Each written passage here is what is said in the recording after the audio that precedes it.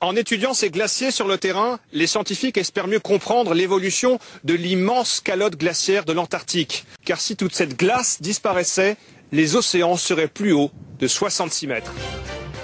Heureusement, nous n'en sommes pas encore là, mais au laboratoire de glaciologie et géophysique de l'environnement, nous essayons de mieux comprendre le climat antarctique et l'évolution de la calotte polaire. Avec mon équipe, nous nous intéressons plus particulièrement au plateau antarctique, où nous étudions les interactions entre la neige et l'atmosphère, car elles déterminent le bilan d'énergie de la calotte. C'est dans ce cadre qu'en 2012-2013, je suis allé observer la neige directement sur place, à Domsé, où j'ai passé 2 mois à effectuer des mesures autour de la station polaire Concordia. On a longtemps cru que là-bas la neige n'évoluait pas car il fait excessivement froid. Pourtant, en regardant de plus près, la neige présente une diversité au moins aussi importante que dans les Alpes, par exemple. À l'aide de photographies automatiques, nous avons même pu observer la dynamique de la neige proche de la surface. Parmi les propriétés de la neige déterminantes pour le bilan d'énergie, j'ai particulièrement étudié le rayon optique de la neige, autrement dit la taille des grains de neige. Celle-ci augmente lorsque la neige se transforme sous l'effet du métamorphisme, et pour quantifier ce processus, nous avons développé un instrument qui permet de suivre en continu la taille de grain. Pour cela, nous mesurons l'albédo de la neige, c'est-à-dire le ratio entre les flux solaires réfléchis et incidents. L'albédo dépend fortement du rayon optique de la neige, ce qui nous permet d'inverser cette quantité.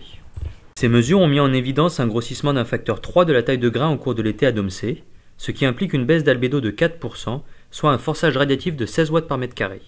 C'est 8 fois le forçage dû à l'augmentation de dioxyde de carbone depuis le début de l'ère industrielle. Puisque le grossissement des grains impacte fortement le bilan d'énergie, j'ai cherché à le simuler. J'ai pour cela utilisé le modèle Crocus, qui simule l'évolution du manteau neigeux en réponse aux conditions météorologiques. Ce modèle, initialement développé par Météo France à Grenoble pour la prévision du risque d'avalanche en milieu alpin, n'est pas adapté aux conditions singulières du plateau antarctique.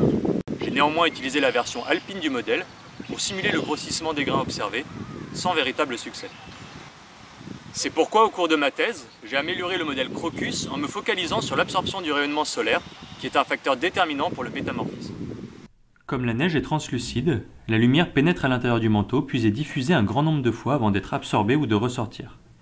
Si l'on parle souvent de l'albédo, qui détermine la quantité d'énergie absorbée, on parle beaucoup moins de la profondeur à laquelle cette énergie est absorbée, qui est pourtant une quantité très importante.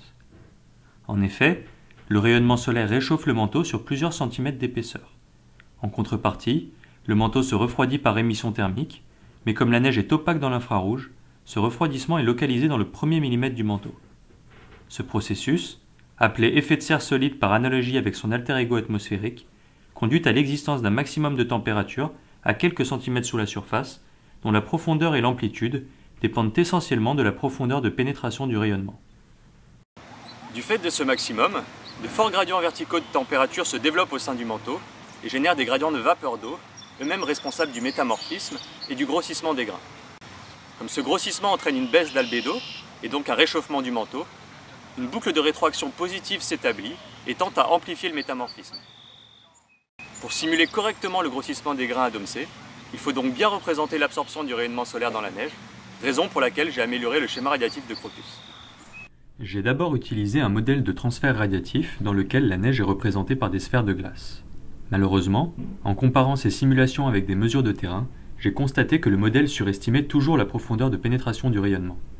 J'ai donc développé un nouveau code radiatif dans lequel la forme des grains peut être choisie librement, mais il restait encore à déterminer quelle forme utiliser.